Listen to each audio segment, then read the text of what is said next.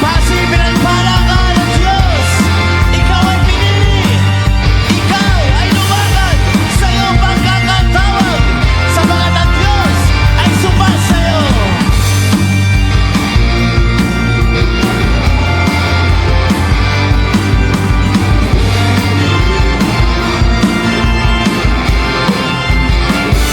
Tayo na! Kabayan ng Pasig, ang Diyos ay sumasayo. Magalak kabayan ng Pasig, ang Diyos ay sumasayo. Ikaw ay bayang pinili, pinagpala ka ng Diyos. Bayang tinawag, bayang pinili, sumamba, papuri sa Diyos.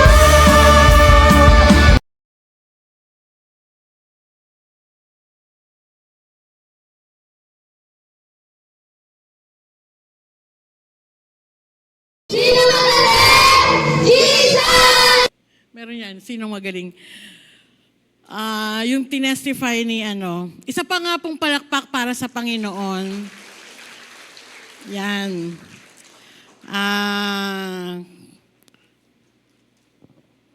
Teka, i-welcome ko muna pala to.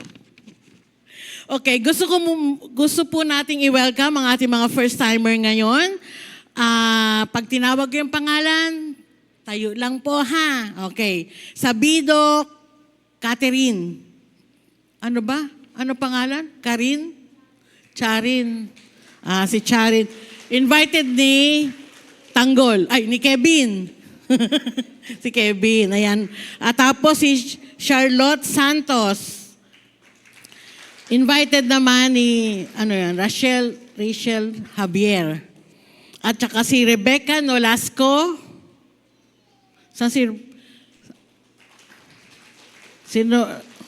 Asan siya? Andyan. Ay, ayun pala. Pasensya na ate. Nasa dilim ka. Pero ngayong araw na to, dadaling ka ni Lord sa liwanag. Okay? Invited naman ni Annalyn Garcia. Okay.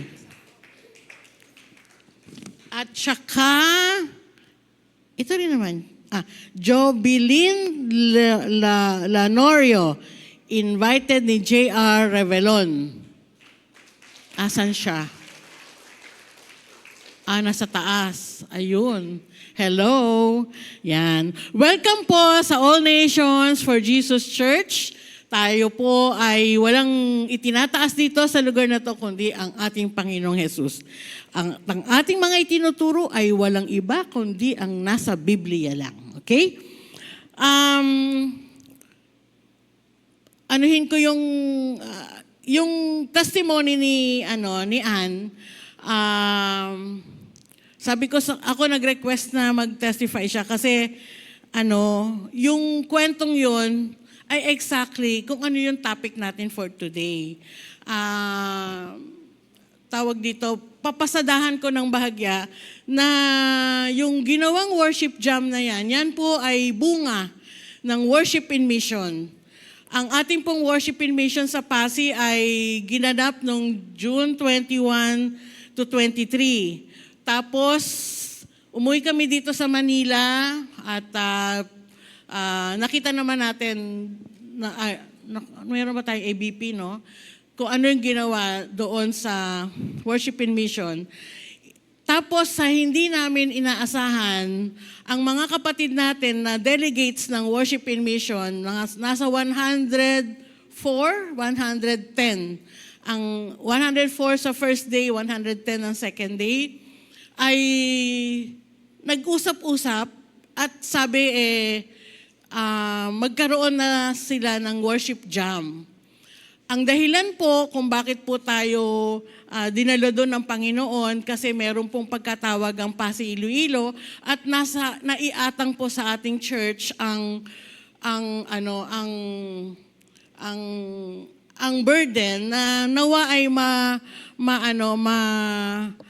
mangyari ang plano ng Panginoon na i-recall ang pagkatawag ng Pasig to be the sweet city at the heart of Panay. At 1 year po yan na pinag-pray. Itong worship and mission na to. 1 week po itong ipinag-pray at hindi madali kasi napakaraming problema ang ministerial body ng Pasig City. At ang mga tao na dati nang nagpe-pray for 20 years, 20 years ago, meron ng mga nananalangin sa bayan na yon. At yung mga nananalangin na yon ay nawala na po sa Pasig. Nawala na sila ng pag-asa, gumave up na sila, hindi na nila alam, hopeless na sila, hindi na nila alam kung anong gagawin. At sabi nila siguro, mali yung pinagpe-pray namin. So ang ginawa nitong mga intercessors na to ay naglipat bayan na po sila. Yung iba po napunta na ng Negros, yung iba po napunta na sa Capiz, so wala na po. Hanggang sa dumating yung Sharing Hope Today concert, evangelistic concert doon, at kasama po na ang ministry partner po ng Sharing Hope Today nung panahon na yon ay ang ating church, no, ang ANJC. Kasama ko po doon at sumuporta po sa Sharing Hope Evangelistic Concert si Pastora Luz at ang lahat ng elders, ang mga key leaders ng ANJC nung panahon na yon ay na ibigay sa kanila yung vision kung ano ang nais ng Panginoon sa Pasig. And so sumunod lang po ang ANJC. Sumunod sa pagkatawag sa atin ng gagawin doon sa Pasig. But you know, it's a very ambitious project in a way. Kaya dinaan sa prayer, fasting, at it took 1 year. So nung dumating na po yung worship in mission, siyempre po magastos. At kaya naman, alam ko naman, salamat sa mga, alam ko nagkaroon tayo ng offering for Pasig, no? Napakarami pong salamat kasi malayo po ang narating noon. Doon po sa worship in mission, it was attended by 15 churches. At ang mga churches doon, pag sinabi kong 15 sila, ang church po doon ay maliliit lang. Marami sila, pero maliliit. Mga siguro 20, 30, 40, may 5 lang. Yung isang church, 4 lang sila. Mga ganon churches yon. So, yung worship in mission, nung pinopromote po namin, pumunta po kami ng ilang beses doon in advance to promote worship in mission, hindi po namin kinikerry ang anumang doktrina, denominasyon, katuruan. Wala kaming sinishare sa kanila, kundi si Jesus.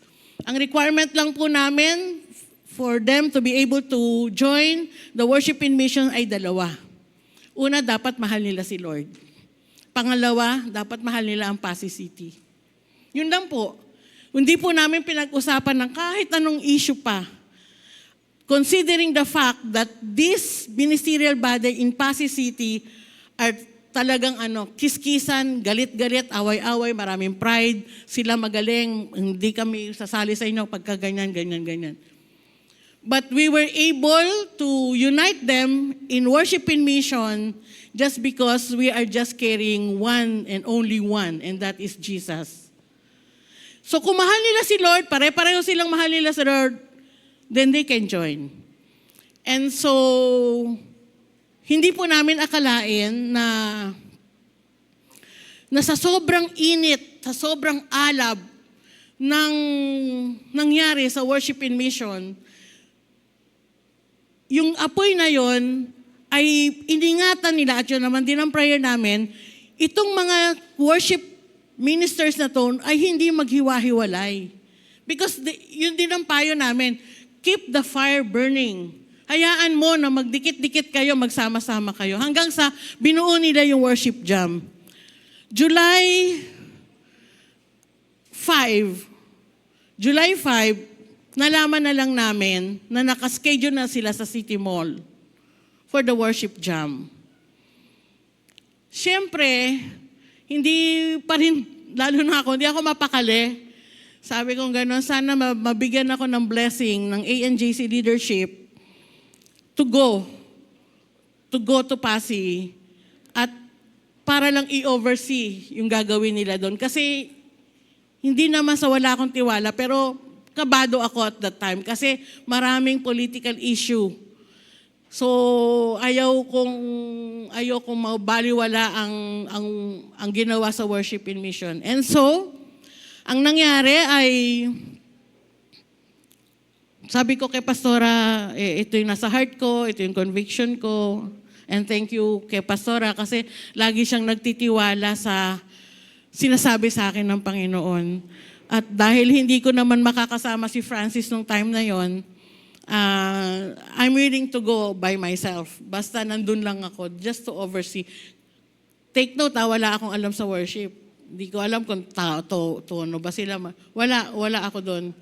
And so, how I really wish at that time na sana may kasama ako na nakakaintindi sa worship. Pero hindi ko na yon isinantabi ko yon. Kaya nung itong ay walang magawa kasi bakasyon at nabuburyo sa bahay dahil walang kasama, sabi kong ganun, pwede ka naman sumama. Yung biro ni Pastora na, ayan si Rose, walang kasama sa Pasig, samahan mo. Ganun lang yon. At totoo yung kwento niya na nagpe-pray siya, Sunday, nag-Jayco tayo. Sunday, nung tinukso-tukso si Jan, Sunday, tapos Sunday ng gabi, may decision na siyang sasama. And then Monday, nagpapabook na kami. Sinabi ko sa kanya, mahal ang pamasahe kasi malapit na, okay ka pa ba? Okay daw. Monday. Tuesday, kung kailan meron na siyang ticket, kung meron okay na, alam na ng Pasig na darating kami, at saka siya nagtanong, anong gagawin? Ang sabi ko sa kanya, ito ugali ko, and I wanted to share this ugali sa iyo. Ang ugali ko, pag meron akong conviction from the Lord, pag sinabi sa akin ni Lord, to do, kung gawin ang isang bagay o pumunta sa isang lugar, I always say, yes, Lord. Ugali ko yan. Ugaling-ugali ko yan. Kaya alam ng asawa ko, ng pamilya ko, even Pastora knows, na pag ako nagsabi, ibig sabihin, may conviction ako to go. Ang sabi ko kay Ann, ugali ko to na gusto kong ipasa sa'yo. Pagka meron kang narinig kay Lord, pag meron kang conviction kay Lord, just always say yes to God. Huwag kang nang magtanong kung anong gagawin, paano gagawin, kailan gagawin, saan gagawin, o kung ano mang gagawin. Just say yes. At ang bilin ko sa kanya, pag tungtong natin ng pasi, mag-start kang mag-pray. And be very sensitive. And maging yung discernment mo. Kasi tayong mga taga-ANJC, hindi natin ugali talagang utusan tayo. Alam natin kung saan tayo gagawa, kung kailan tayo gagawa. Alam natin pag may pangangailangan, lagi tayong nakabolunteer. Nakita natin makalat yung kordon, ayusin natin yan. Hindi natin kailangan utusan. Sinabi ko yung kay Ann. And then, sabi na, hindi, magbiging taga-bit-bit na lang ako ng bag mo o taga-abot ng tubig. Kasi nung tinanong niya ako kung anong gagawin ng Saturday, wala ako talagang alam na gagawin. Totoo yan. At aminado ako doon. So wala akong pwede sabihin, hindi siguro magmi-meeting, evaluation, ganyan-ganyan. Sabi niya, kung ganun gagawin, wala siyang gagawin. E de, na lang, bit-bit. Sabi ko, hindi ka naman gumastos ng napakalaking pamasahe para lang bit-bitin ang bag ko. Tapos sabi ko, may gagawin ka doon. You know what? Pagdating namin doon, aminado ako, sinabi ko to kay Pastora, mas maraming nagawa si Ann kaysa sa akin. Mas maraming pinagawa si Lord sa kanya kaysa sa akin. Nung pag-uwi namin, habang nag-iintay kami sa airport, tinanong ko siya, Ann,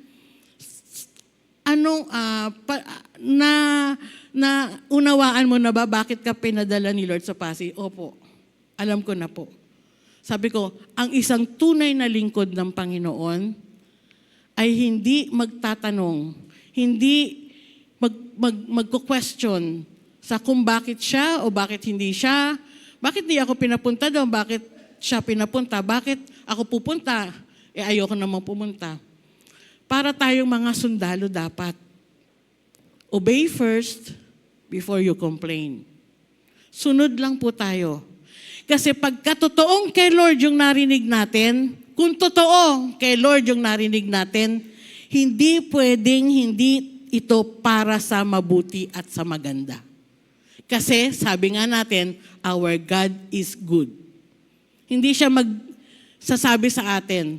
Ang tanong, bakit may mga iba sa atin na pumupunta sa mission pero parang wali-wala? Kasi baka hindi si Lord yung narinig mo. Baka gusto mo lang sumama sa mission na akala mo magiging kapaki-pakinabang ka doon, pero sa imbis na maging blessing ka sa mission, magiging burden ka pala. Pag uwi mo from the mission, doon mo malalaman, talaga bang pinapunta ako doon ni Lord? Kasi i-assess mo yung sarili mo as a missionary. Nung pumunta ako doon, meron ba akong nagawa o wala akong nagawa? O kaya nandun ako o hindi tutuloy at may mangyayari sa gawain doon? I-check nyo. I-check nyo. Kasi dapat meron tayong saysay. Meron tayo dapat gamit.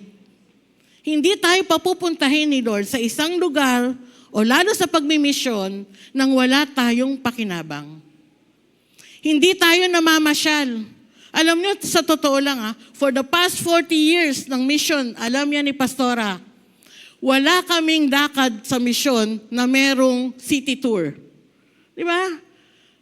Yung nakapasyal tayo para wala. Buti pa yung nagtutour, merong araw para day off. Kami wala. As in wala. Na-realize ko na lang yan ngayong huling punta namin. Itong huling punta namin. Kasi sabi ni Pastor Alex, ilagaw-lagaw namin kayo. Yan, pasyal-pasyal, gala-gala kami. Ayoko namang sumama kasi nag-iintay sa amin dahil doon sa isang church kasi nga nag-usap sila na magjo-join service sila at kailangan nandun kami. Alam niyo po doon sa worship jam, 11 churches attended that worship jam. Pwede bang palakpakan natin si Lord?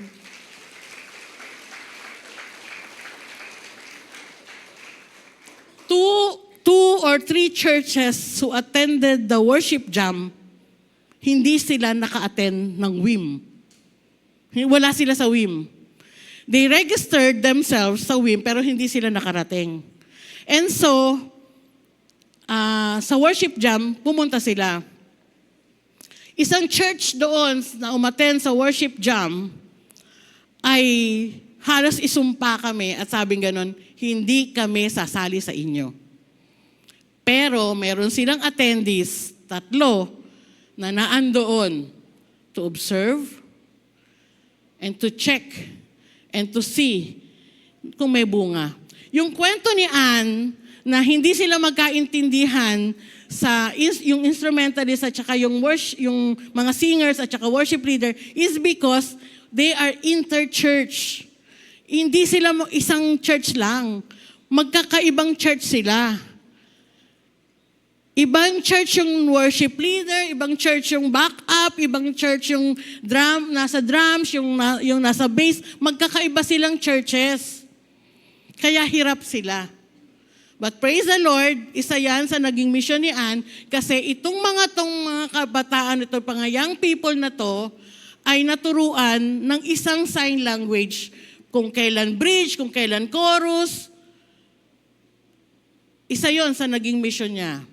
At ngayon, itong mga churches na to na nag-front sa worship jam, ngayon yung mga churches nila, iisa na ang sign language. At yung sign language nila ay ang sign language ng worship team ng ANJC. Pwede natin palakpakan ang Panginoon.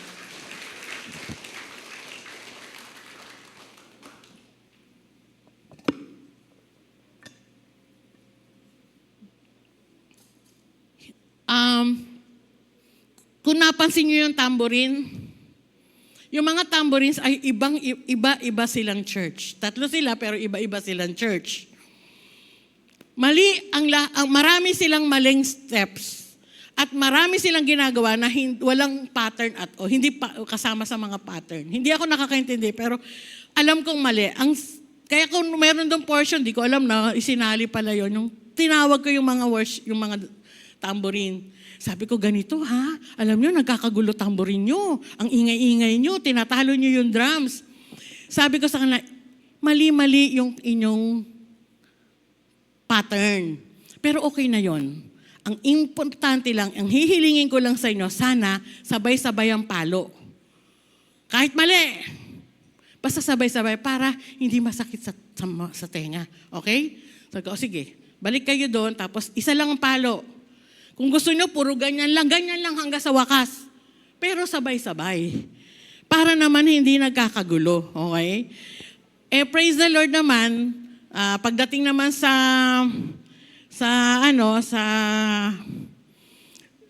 City Mall, hindi pa rin sabay-sabay. Pinandilatan ko talaga sila. Gumaganon ako. Tapos, suot namin ni Ann yung t-shirt na dilaw. Sabi ko kay Ann, Spark, be kind, magbabait. Spark, Lord, spark. Tawang-tawa sa akin si Ann kasi sabi ko, Lord, gumaganon ako, Lord. Sabi niya sa akin, ano po yung ginagawa ko? Humihingi ko ng mahabang pasensya kay Lord. Spark. Alam niyo yun? Pero praise the Lord, tuwang-tuwa ako kasi kinulang ang upuan namin. 50 lang yung upuan ng City Mall. Nagdagdag kami ng upuan at yung mga tabi-tabi. And 80 people attended the worship jam.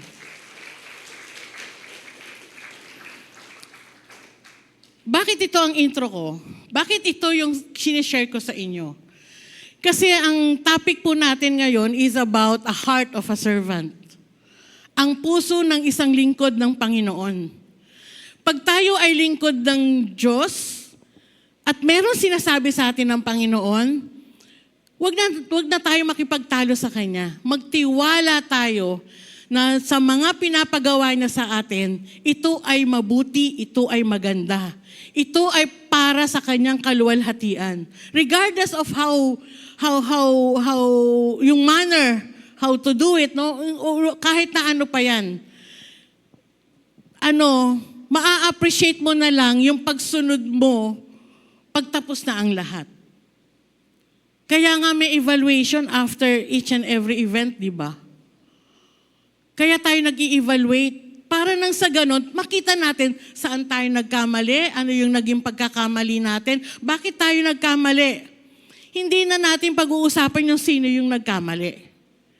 Walang perfect event, walang perfect na activities, lahat meron. So wag natin hanapin yung mali ng ating mga events, kundi ang hanapin natin is yung ganda, buti, galing ni Lord dahil nakatawid tayo sa isang event.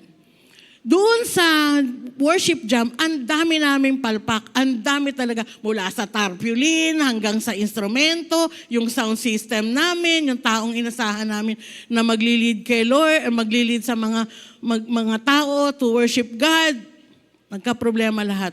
Sira yung microphone, na hindi malaman ang mixer kung paano timpla gagawin. Marami. Pero isang bagay ang nakita namin.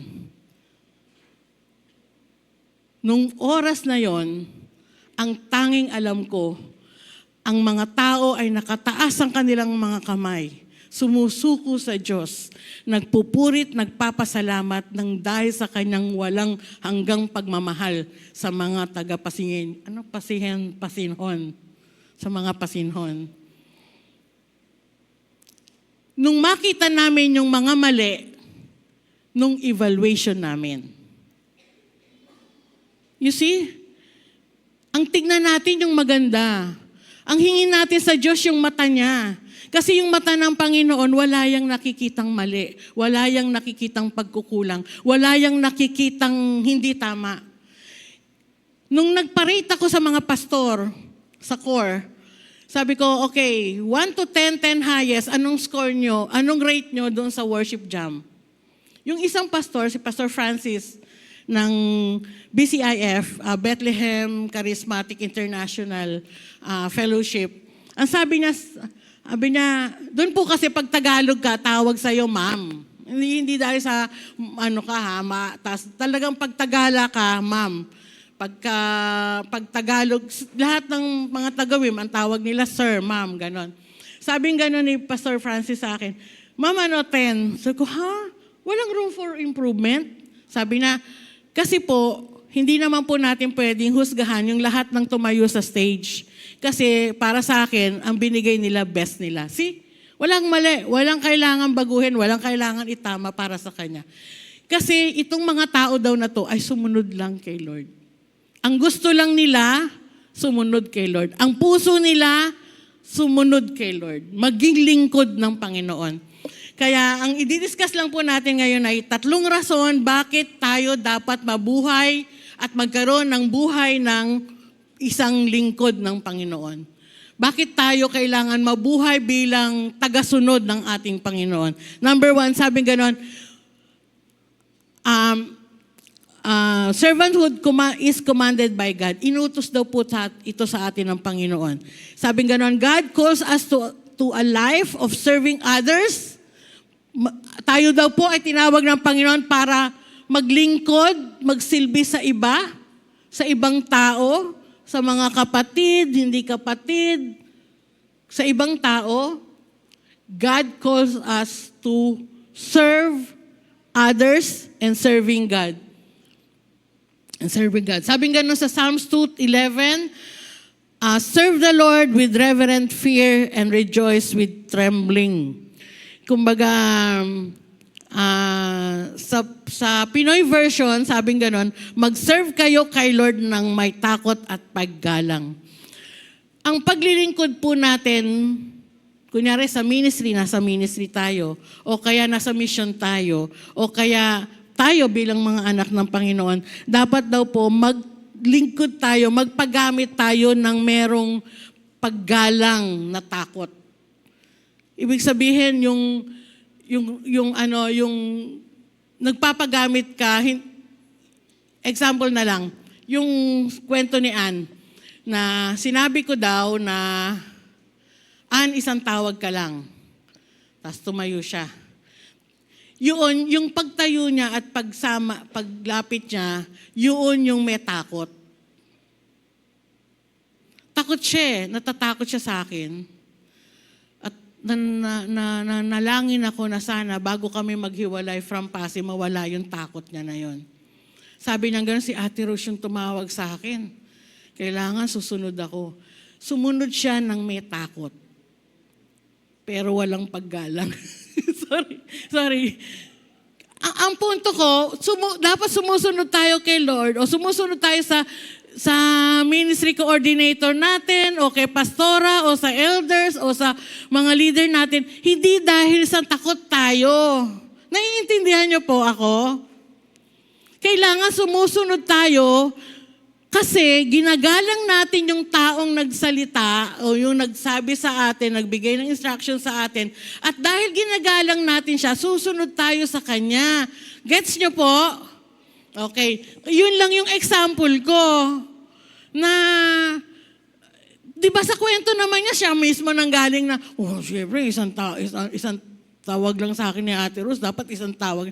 Kasi meron pa akong sinabi, wag mo nang intaying sundan pa yan. O ang pagsunod niya, may takot. Takot siya. Actually, ayaw niya naman lumapit eh. Kasi nananahimik siya eh. Tapos tinawag-tawag ko siya. Tanong, bakit ko kaya siya tinawag? Hindi ako close kay Ann. Hindi ako close sa kanya. Kilala ko siya. Pero hindi ako close sa kanya. Hindi ko siya kaibigan. Alam ko taga-ANJC siya. You see the relationship? Ang tanong, pero bakit ko siya tinawag? Sa dami ng pwede kong tawagin at that time. Hindi kaya way din yun ni Lord? Para magkaroon siya ng opportunity na gawin ang pinapagawa sa kanya ng Panginoon. Kahit takot siya sa akin, kaya lang siya lumapit. Yun yung sinasabing, it can turn around into a blessing. So pag po yung mga nagsasabi sa atin, ay merong pinapagawa sa atin, kailangan may paggalang tayo dun sa taong yun. May paggalang tayo sa Diyos. Dahil ginagalang natin si Lord, minamahal natin si Lord, pag meron siyang sinabi, susunod tayo, na may takot tayo dahil ayaw nating masaktan ang puso ng Panginoon. Susunod tayo sa Diyos dahil mahal natin siya. Iba po kasi yung fear. Fear kay Lord. Takot kang saktan siya, masugatan ang puso niya, takot kang malungkot siya, di ba? Pero yung sa tao kasi iba yung takot eh. Ang takot ako, kakainin ako ng buo ni Ate Rose. You see? So kailangan daw po, dahil kinumand ni Lord na tayo ay dapat maging servant ng kapwa natin at maging servant tayo ng Panginoon, it was commanded so we need to follow. Ito daw po ang dapat nasa puso ng isang lingkod ng Diyos. Na tayo naglilingkod kasi ito ang gusto ng Panginoon. Ang gusto ng Diyos, sumunod tayo. Ang gusto ng Panginoon, maging lingkod niya tayo. Magpagamit tayo sa Kanya.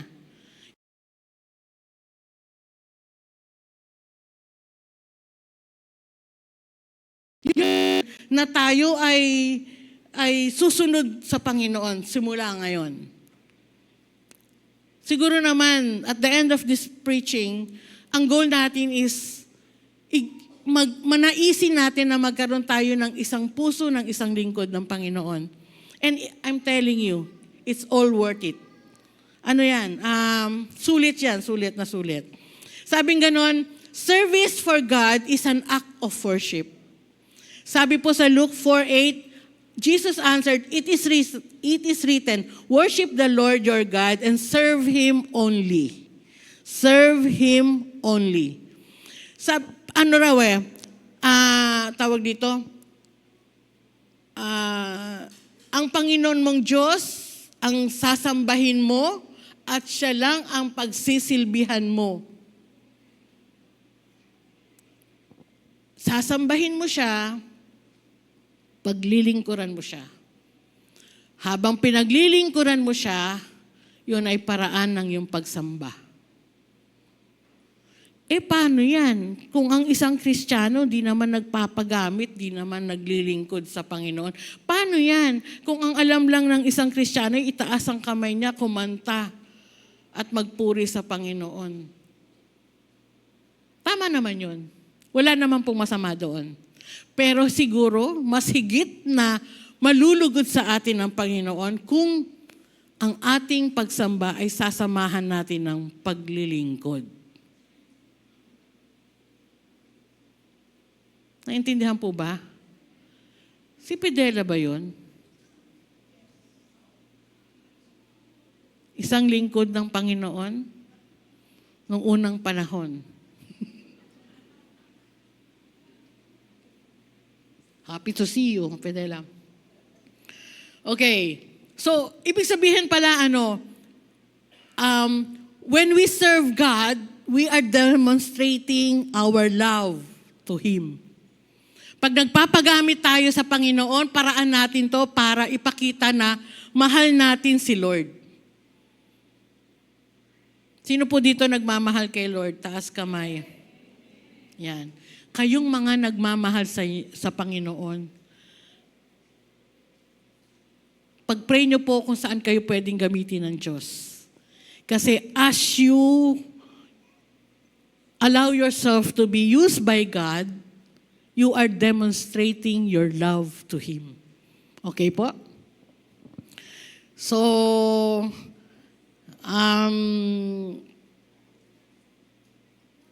sabing ganon, bakit kaya masyadong madaming verses daw na nagsasabi patungkol sa Diyos? Kasi ang gusto ng ating Panginoon ay maging ibang klaseng tagasunod tayo ng Panginoon. No? Sabing ganon, sa Matthew 16:24, then Jesus said to His disciple, if any of you wants to be my follower, kung gusto daw natin na maging maging tagasunod niya, if you want to be my follower, sabi ng Panginoon, you must put aside your selfish ambition, shoulder your cross, and follow me. Kung gusto daw po natin na maging tagasunod tayo ng ating Panginoong Jesus, ano yung number 1 natin dapat gawin? Isantabi daw po natin yung mga sarili nating ambisyon. Isantabi daw po natin yung mga personal nating gusto. Isantabi daw po natin yung personal nating naisin. Isantabi daw po natin yung pride, isantabi daw po natin yung inggit, isantabi po natin yung pagiging self-righteous, pagiging self-centered. Pag gusto nating sumunod kay Lord, we need to die. Mamatay tayo. Yung sarili natin, yung gusto natin, yung kalooban natin, yung ambition natin, yung pangarap natin, yung sarili nating agenda, dapat mawala.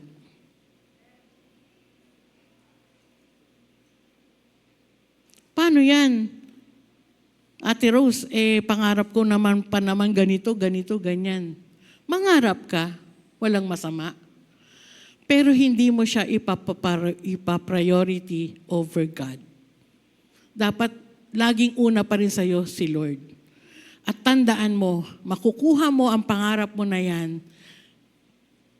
dahil gagabayan ka ng Panginoon. At kung yung pangarap mo na yan ay makakabuti para sa'yo, maniwala ka, sasamahan, pangungunahan ka ng Panginoon para mangyari ang pangarap mo na yan. Diba? Unahin natin si Lord. At as we seek God, as we soak in the presence of the Lord, as we search His face, God will going to guide us and empower us in order for us to see na itong plano mo na to ay mabuti para sa'yo.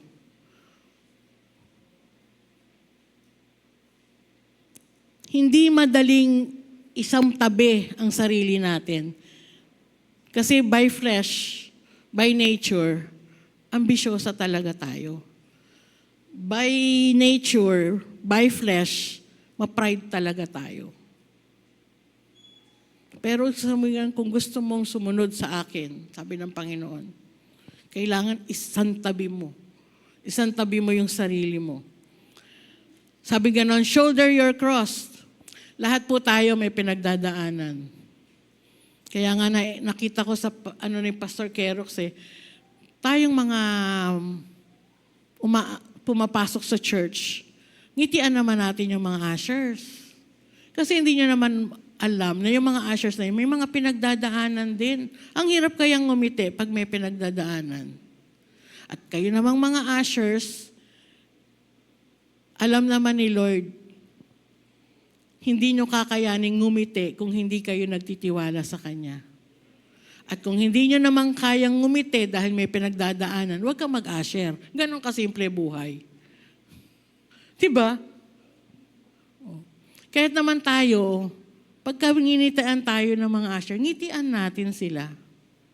Pero alam nyo, may problema kayo sa akin. Minsan akala ko nakangiti ako. Kasi sa picture, di ba?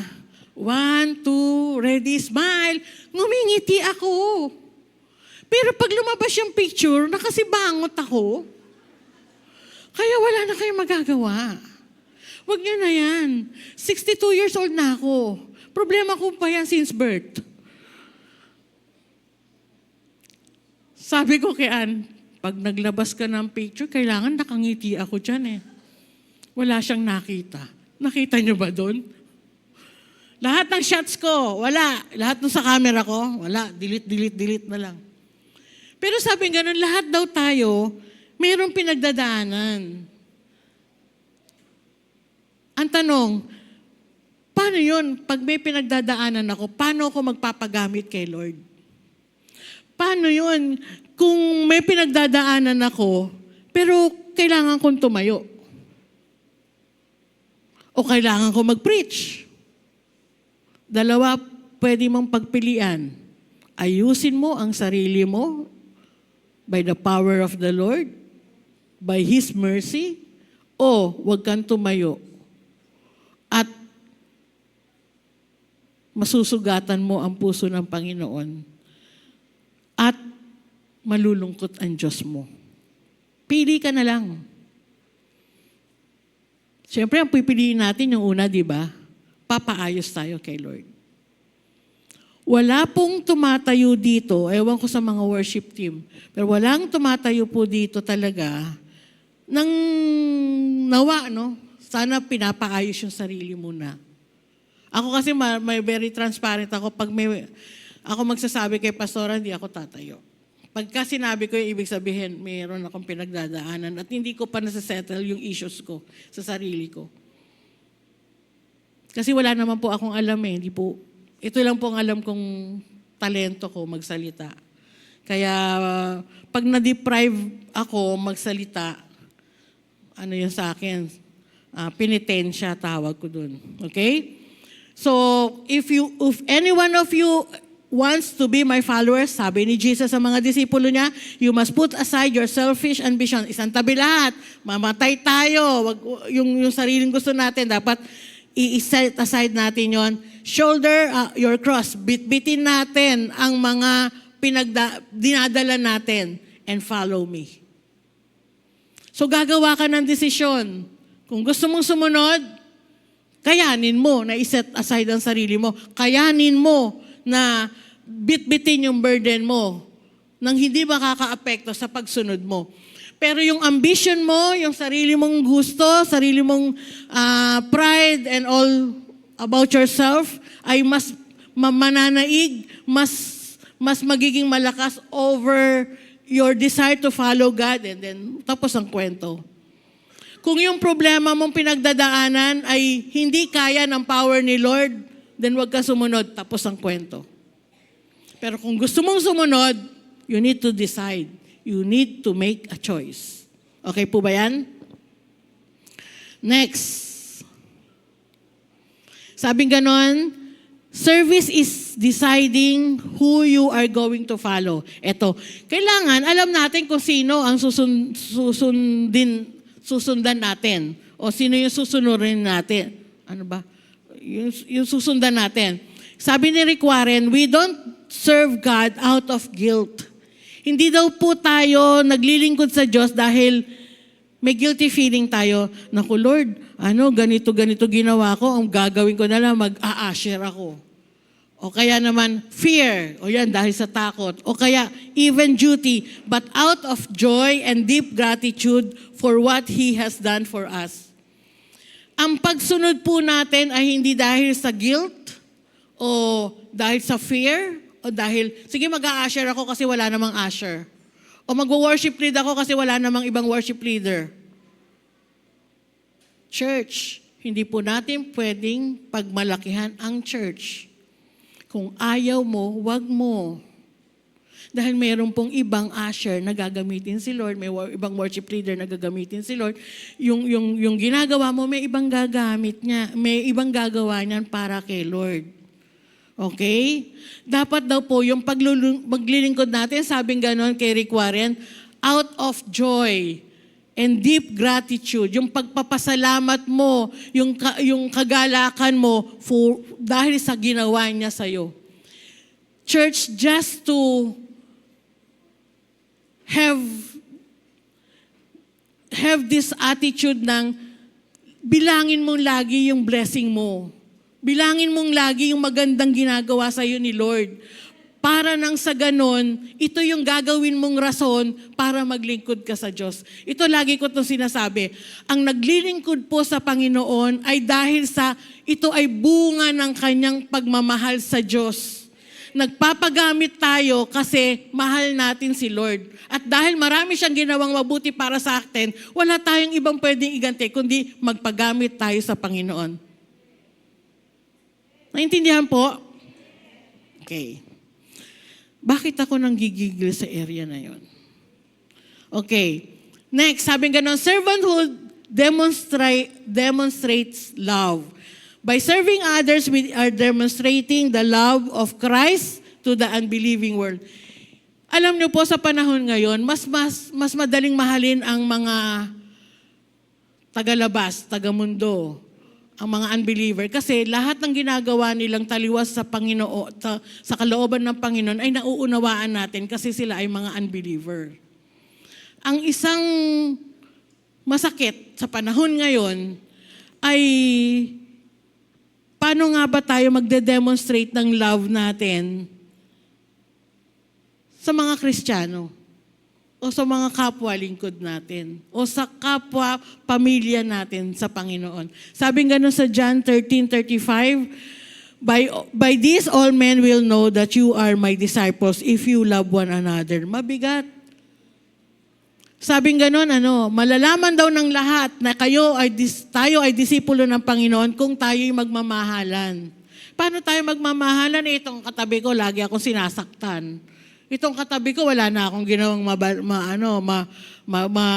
wala na akong ginawang tama. Yung leader ko, lagi na lang pinapansin yung mali ko. Paano ko ito mamahalin? Alam nyo, salamat sa Diyos, napakabait ng pastor natin. Doon sa iba, paano kami susunod yung pastor namin ganito? Paano ko siya mamahalin? Ang payo ko doon sa isang co-worker in the Lord, umalis ka dyan. Kasi sa imbis na nagkakasala kang binabato mo ng binabato yung pastor mo na lingkod ng Panginoon yan, kung hindi ka masaya dyan, lipat ka, hanap ka, o kaya magtayo ka ng church. Di ba? May punto siya, nakita ko. Pero, sabi ganon, love one another eh. Mahalin mo kahit na hindi ka ibig. Parang nabanggit yun ni Pastora sa isang preaching niya, di ba? Paano kung hindi ka ibig-ibig? Magkaiba kami ni Pastora magsalita, no? Sabi niya, mahalin natin ang mga hindi ka ibig-ibig. Gano'n siya magsalita. Ako, di ba? Mahalin niyo sila. Kasi yan ang gusto ni Lord.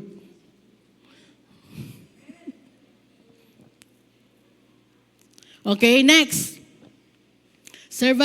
A world around us does not understand unselfish love. Tandaan po natin dapat tayo'y binabago ng Panginoon. Dapat tayo'y nakakaintindi na kung paano yung selflessness, no? Ang mundo, nagtatanong sila, bakit ang tiyaga-tiyaga mo dyan? Samantalang di naman yung work, ganyan-ganyan. Pero ang tanong, bakit natin nagagawa dapat na mahalin ang mga bagay o mahalin ang mga taong hindi ka ibig-ibig? Kasi yun ang meron tayo. Sa mata ng iba, hindi rin tayo kaibig-ibig.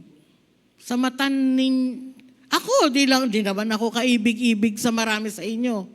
Pero pasensya na kayo, nandito ako. May problema kayo. Pero sa mga nakakakilala sa akin, sabi ko nga gano'n, just give me a chance. Lovable din naman ako. Di ba?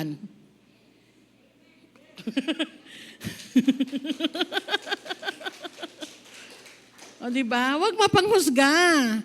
Bad yun. Huwag masyadong judgmental. Kaya ang taong makakapagmahal sa isang taong hindi ka ibig-ibig ay yung tunay na nakakaunawa ng pagmamahal ng Diyos. At konti lang tayo. Dapat dumami tayo. Okay? Next. Sabi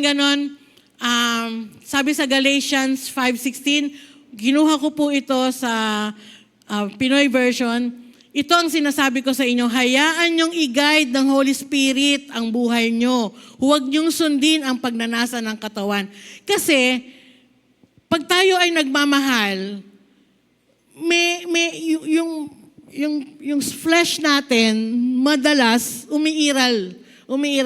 Hindi mo mamahalin yun kasi naiinggit ka. Hindi ko mamahalin yun kasi mas maganda siya sa akin. O hindi ko mamahalin yun kasi mas siya sa akin. Di ba? Yung flesh mo, Hindi, sabing ganun, i-guide tayo ng Holy Spirit. Bakit? Kasi kung tayo lang, hindi natin kakayanin. Pero kung sasamahan tayo ng banal na Espiritu, naku, lahat mamahalin natin.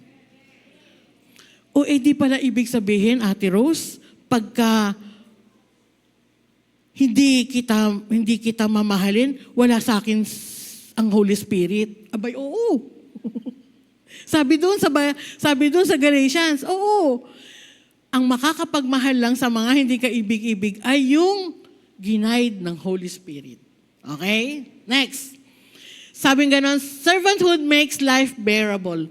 Ang isang lingkod daw ng Diyos, ang isang Kristiyano na may puso ng paglilingkod sa Panginoon, ang buhay niya ay nagiging madali.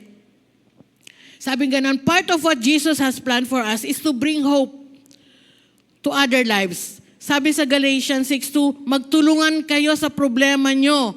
Pag ginawa nyo yan, tinutupad po yan. Anong tinutuod? Tinutupad nyo ang utos na binigay ni Christ. No? Sabi ganon, ang isang maganda sa Kristiyano, pagka Kristiyano ka at na-ospital ka, ang dami mong dalaw. Pansinin nyo, maraming bumubisita. Pag namatay naman, ang dami rin pumupunta kasi sa funeral service. Pag may problema ang isang Kristiyano, dapat gumagaan ang pakiramdam natin. Bakit? Maraming dumadamay. Maraming dadamay sa'yo.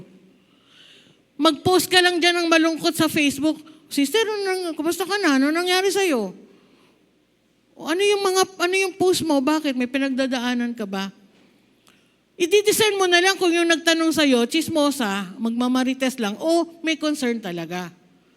Pero pag ang isang Kristiyanong may pinagdadaanan, maraming dumadamay. Tama, mali?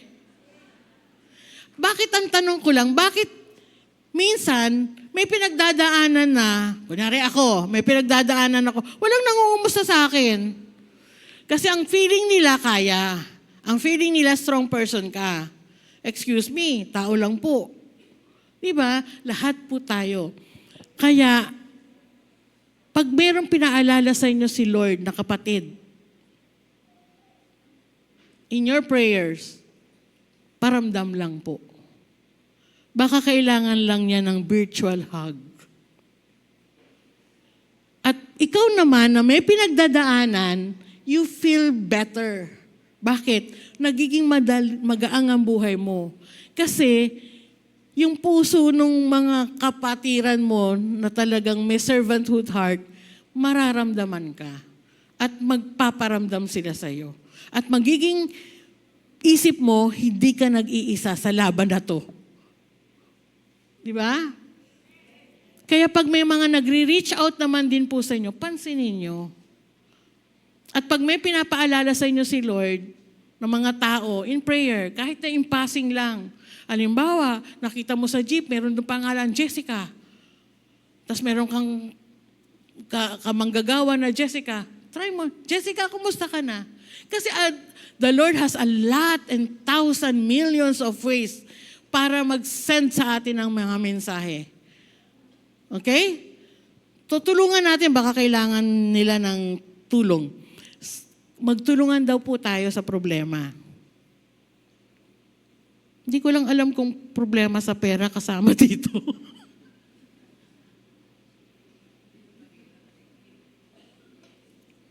Pagka ganon, pagpe-pray na lang natin.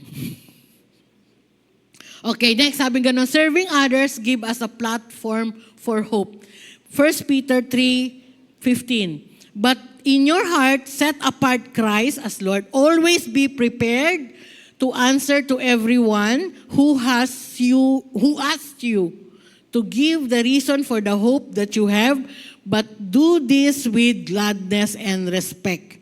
Meron akong Tagalog niyan eh. Dapat lagi kayong ready, sa Pinoy version to, dapat lagi kayong ready na sumagot at mag-explain sa kahit sinong magtanong sa inyo tungkol sa pag-asang meron kayo. Ang puso ng isang lingkod ng Panginoon, tagadala siya ng pag-asa. Kumbaga, pag kailangan, generous tayo mag-share ng mga experiences natin about hope. No? Sharing hope today, bukas po, 2:00. Ang ating bisita bukas ay isang kamanggagawa natin dito. Kaya panoorin niyo po. 2:00 bukas. Sharing hope today. Isang testimonyang matindi. Panoorin po natin. Okay. So sabing ganon, pag may